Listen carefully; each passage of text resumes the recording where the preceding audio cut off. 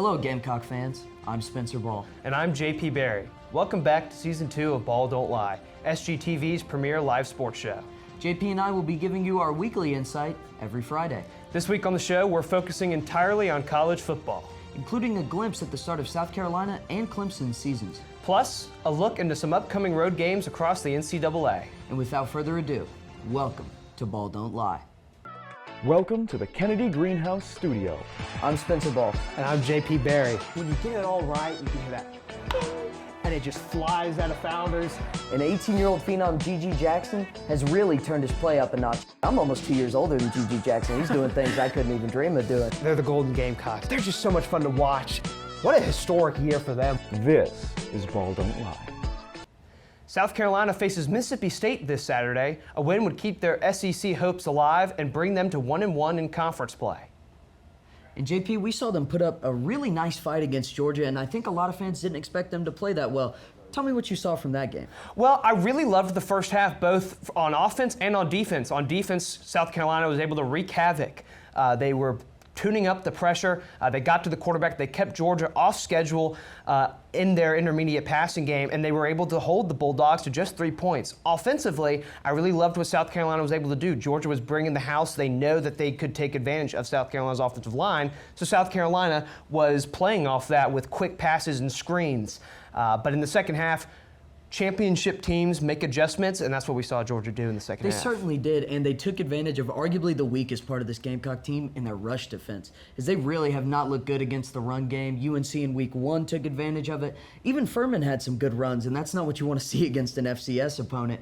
But Georgia in that second half, man, it seemed they were just throwing dink and dunk passes, and then it was their running game that just sealed the deal for it. But a lot of guys did have some good games, such as Debo Williams, got to point out fellow broadcast journalism major. Nick Manwari and TJ Sanders actually won co-SEC Defensive Player of the Week for his efforts. And you got to think that this was a promising performance. What are you going to take from that game into the game against Mississippi State this Saturday night? Well, you know, it was how South Carolina, the first 2 games of the season went about as poorly as you can imagine, with 9 sacks allowed versus North Carolina, and then at halftime you're in a dogfight with Furman, the Paladins from the upstate. But they were able to respond against the number 1 team in the country on the road in a tough environment, and it shows a lot about the character and how this team is coached and how much they believe in one another. I mean, you don't see guys blaming each other. You don't see guys like pointing fingers after big plays. It's about responsibility. They take accountability for stuff. And, you know, we've seen the offensive line make these massive strides from game 1 to just game 3. And the rush defense, you can imagine, is going to be right there. But they're going to have their work cut out for them this weekend against Mississippi State, a team that's been really good at running the ball so far this season. Absolutely. Jaquavius Marks is arguably, he's their guy on offense. They have a really solid rushing attack. He averages over 6 yards a carry, 325 yards on the season. He catches passes too, almost at the century mark there. And he's got 3 touchdowns on the ground. Mississippi State really didn't look good, though, against LSU last week.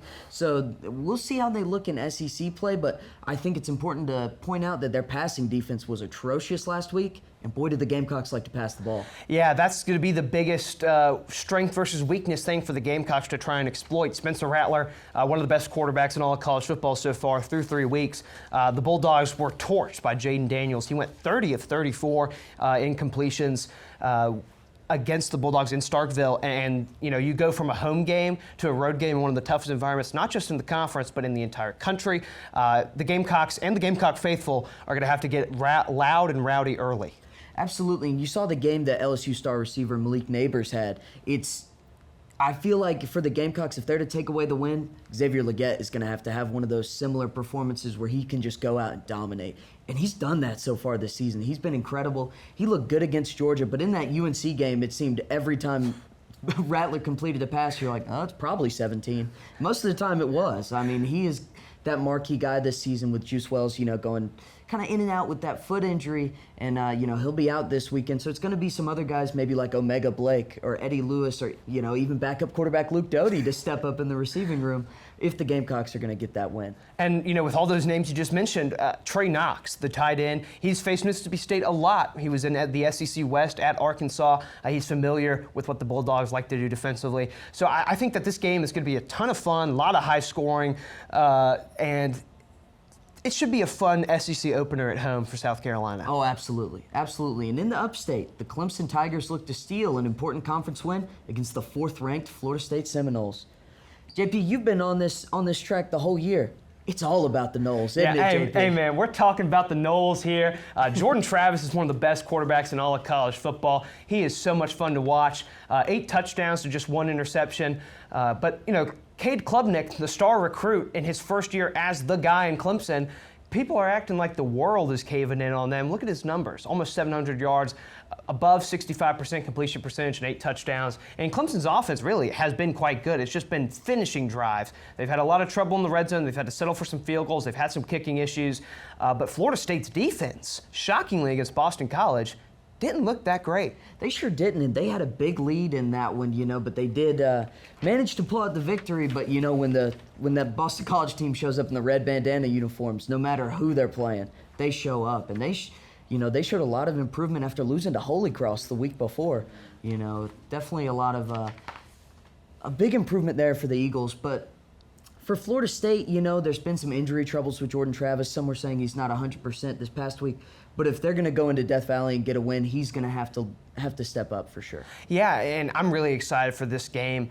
This is a great rivalry. It's been one of the best in the ACC and in all of college football. Clemson's won the last 7 and 13 of the last 20, but they've all been dogfights. And Florida State has definitely proved in the past they can go into Death Valley and come out with a win. It's a noon kickoff, which I think people are kind of shocked by, but it's just such a stacked weekend in college football. And this Saturday, College Game Day is going back to where it all began, with one of the biggest games of the entire college football season. They sure are, JP. I know you're teeming with joy to talk about this one as shipping up to South Bend. I mean, you give the Irish a little shout out, but this is going to be such a good game. I can't wait to see Notre Dame take on Ohio State. Ohio State got the win in last year's matchup, but this Notre Dame team looks different than they did last year. Yeah, and even last year, Notre Dame's defense was able to hold Ohio State to their season low in points, yards per play, yards per pass. And the defense is mostly the same, if not better, for the Irish. They've improved the safety position a lot.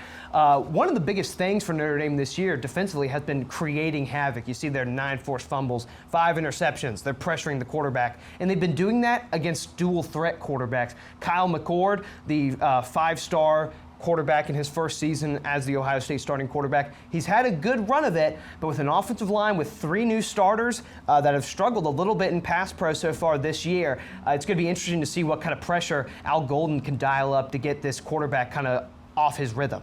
Definitely, and on the Notre Dame's offensive side, of course, Sam Hartman, cool, calm, and collected. He might be 28 with a wife and kids at this point, but let me tell you, he can still sling the rock. He's got 13 pass touchdowns, 2 rush touchdowns, and it helps to have a guy like Joe Alt in front of him. 0 pressures allowed.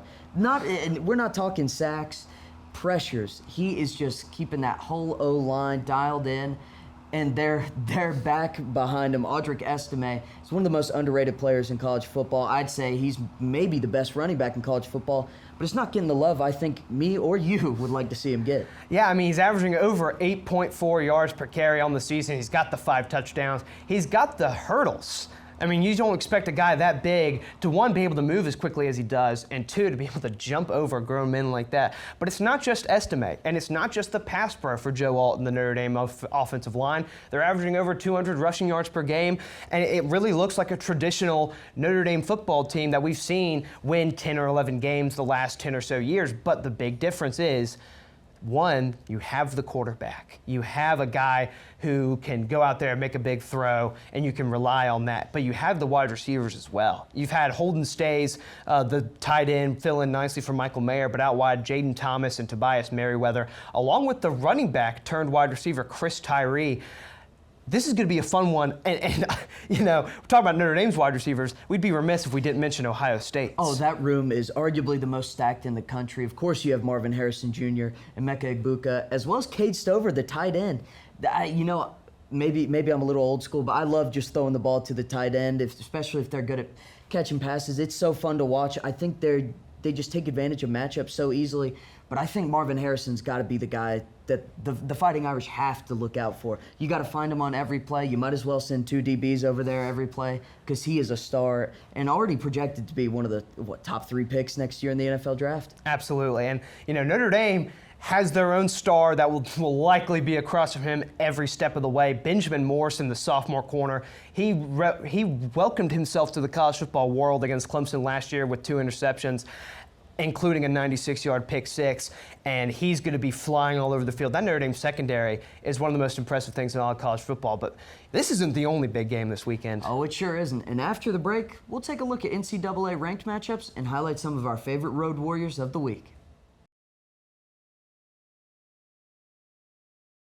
This weekend has massive implications for the AP polls, with 12 teams in the top 25 playing each other on Saturday.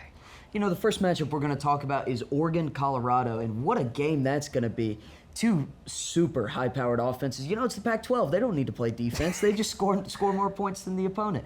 But, I mean, you've got – what a quarterback duel this is. You got Bo Nix for the Ducks and Shedeur Sanders for the Colorado Buffaloes, who've been the media sensation maybe of the entire world. I mean, everything revolves around Coach Prime out there in Boulder, but hey, they're backing it up so far. Yeah, so far they've had 3 interesting games. They had the shootout monster win on the road against TCU. They came back with their big rivalry game against Matt Rule in Nebraska and took them out behind the woodshed. And then they really kind of got a scare put into them by in-state rival Colorado State. Now the road gets a lot tougher with Oregon this week and next week, and the Pac-12 is awesome this year. You guys see all the logos up there: Utah and UCLA, Washington State, Oregon State. Not just mentioning them, but you know we've got Southern Cal in the top 5 as well. But Colorado, Oregon, this is going to be such a high-scoring game. I'm excited for it, but I just wonder about Colorado's work in the trenches. We kind of saw Colorado State push them around on both sides of the ball.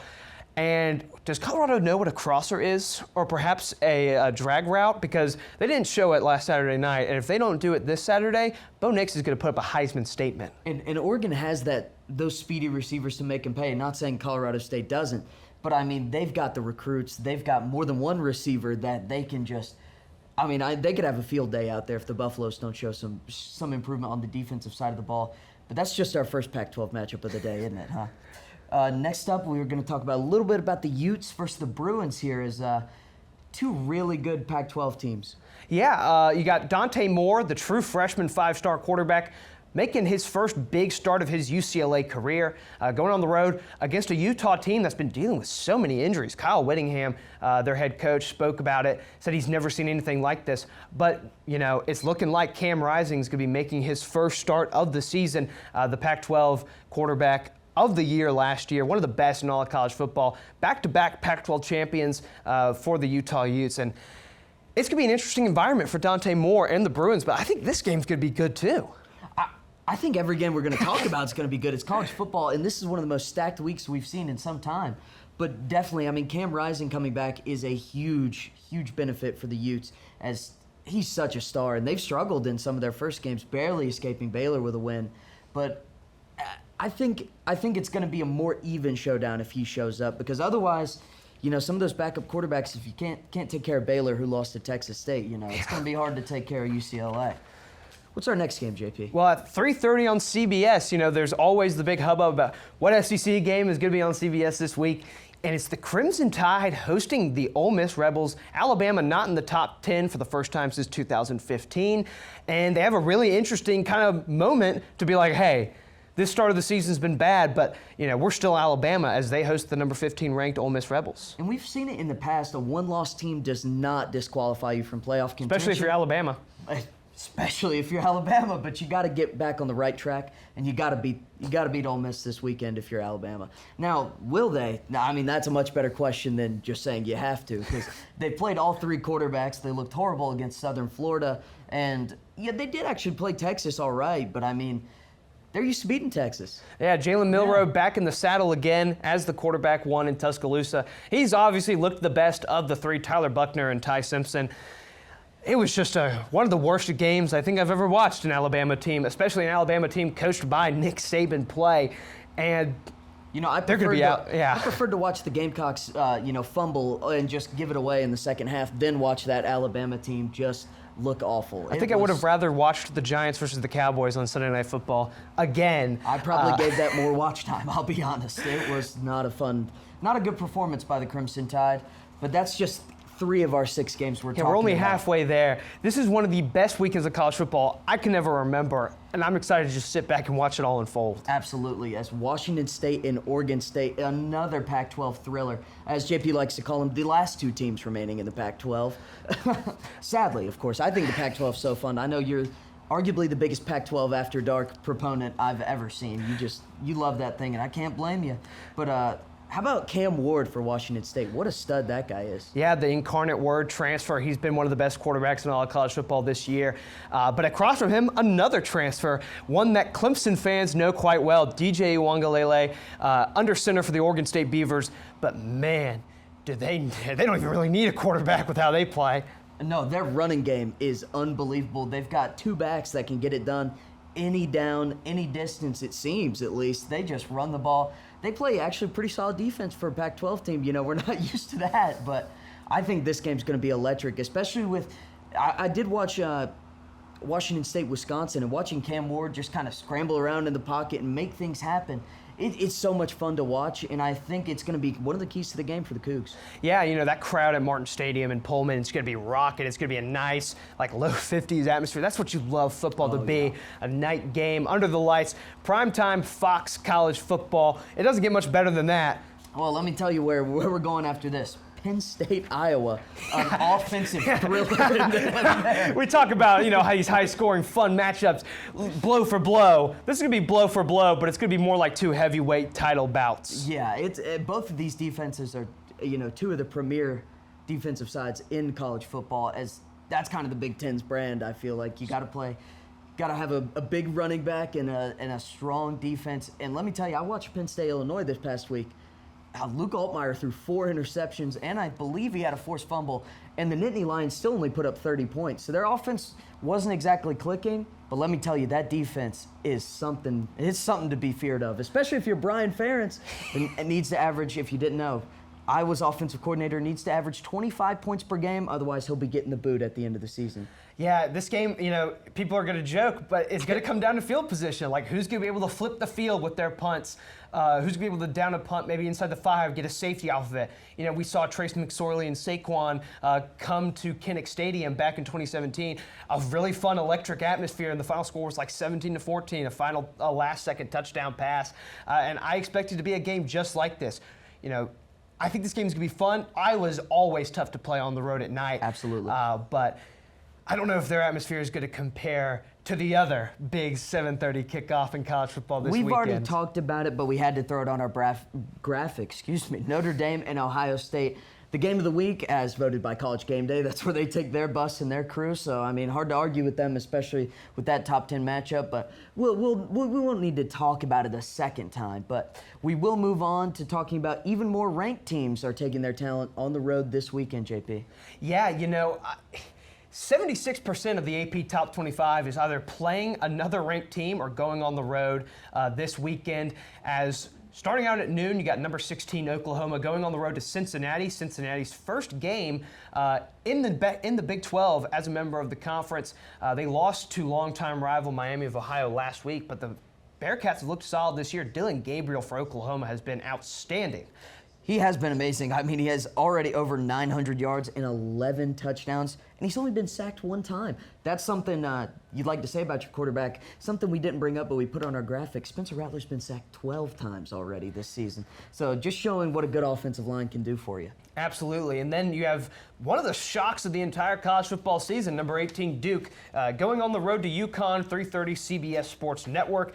This is a game that I don't think the Blue Devils want to get caught looking ahead as they host perhaps one of the biggest games in their history next week. And then, UConn, they made it to a bowl game last year, starting the season out 0-3 though. And they've lost to some teams that are just not great. And you expected more from the Huskies, especially after they showed some improvement, actually. It was, definitely not known as a football powerhouse, but they did win, the men's basketball championship this year. So maybe if you're a Husky basketball fan, team, I think they're pretty good, historically, they're not too shabby. So if you're a Husky fan, you can at least find some solace in that. But Duke should definitely get the job done. Absolutely. But another fun game, Miami at Temple. And Miami has surprisingly, it's kind of, since those early 2000s years, everyone's been like, Miami's not all that great. But they use back. But this year, they're looking more back than they have recently, I will say, as Tyler Van Dyke is putting up a nice year for himself so far, 822 yards and 8 touchdowns for him. And he's got a really nice receiving core for him, and they just destroyed Texas A&M. Yeah, and this is an old throwback Big East football matchup. Some of those old Miami teams used to come up to PA all the time, and it's going to be up to Temple to really kind of show the world on this ESPN2 audience that their football program's getting back on track. They've been kind of wandering the way since Matt Rule left. Following up that game, you have number 3 Texas, their highest ranking since 2009, going on the road to the Baylor Bears, a team that's kind of been very up and down this year. 7:30 on ABC. And that's going to be a good game. As we talked about Utah earlier, it's hard to win in Waco. They sell that place out. It's hot. And however, the Longhorns, man, are they for real or what this year? Quinn Ewers is looking amazing. He already has 740 yards, 8 touchdowns, 0 picks, JP. And that's arguably the best thing you can say about a quarterback. If they don't give the ball over, they're just giving you more chances to score, aren't they? Exactly, and that's been Texas's biggest MO. Under Steve Sarkisian, hang on to the football. It sounds really basic, but they struggle with that under Charlie Strong, under Tom Herman, for all those years, because Texas would be in these games. They'd go on the road to Alabama, or they'd go to play Southern Cal or something like that. They'd be in these games, then they'd have a back-breaking turnover late in the game, and they'd lose. And we saw it against Alabama. I feel like a lot of people were waiting for the other shoe to drop for Texas to do that same old Texas choke, and they didn't. It's a new era in Austin, and I'm super excited to watch this team as they go on and play through a rather tough Big 12 schedule.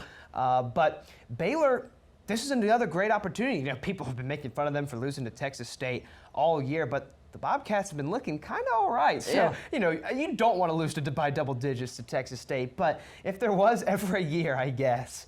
Then some ACC action. On ACC Network at 8 o'clock, the number 17 ranked North Carolina Tar Heels are going on the road to Pitt. And, I feel like that's a place that UNC always struggles to play in. I formerly, before my commitment to Gamecock glory, I was a UNC fan. And let me tell you, it seemed every time that UNC went up to Pitt, they'd lose like 52-45. No defense whatsoever. Like Kenny Pickett versus Sam Howell just throwing for like 800 yards. And it was a lot of fun, but let me tell you, the Tar Heels do seem to struggle up there. Yeah, and I'm sure Pitt fans are longing for the days of Kenny Pickett now. Phil Jurkovec has been just downright terrible for them so far this year. He completed 8 passes in a blowout loss to hated rival West Virginia last weekend, threw 3 interceptions. And him and Pat Narduzzi are getting a lot of noise in terms of, the hot seat, which I think is rather shocking. They definitely might. And North Carolina, everyone jokes about their defense, but last week against Minnesota, only allowed 13 points. Their defense has looked pretty good all year long. The 9 sacks against South Carolina.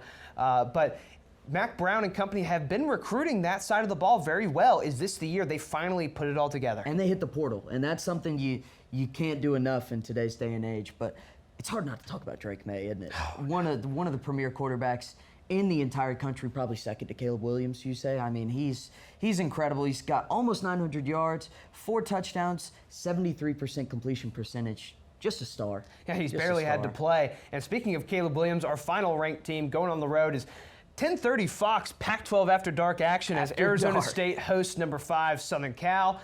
Caleb Williams and company taking their talents to a very moribund Arizona State program. They're in a lot of hot water, and things are getting bad for them. They're barely able to practice. They have 9 scholarship offensive linemen healthy. Yeah, it's not going to be good for the Sun Devils. I mean, I'd say maybe a miracle if they were to win. It'll be a miracle if it's close. Yeah. And they're praying for a miracle because guess who's starting for the Sun Devils? Drew Pine. He had the game of his life in LA against the Trojans last year. But it's going to be rough. Arizona State moving conferences too. They're going to be in a very hard transition period. But hey, that's what the portal's for, I guess. Absolutely, and they're going to need it. For all the Gamecock fans out there, you'll see a friendly face. Marshawn Lloyd is the starting running back for the Fighting Trojans out there, but I mean, it should be a walk in the park for USC. If he gets more than like 10 carries, it's probably going to be an issue. And that's all we've got for you today. We'll be right back after this short break to wrap up another episode of BDL.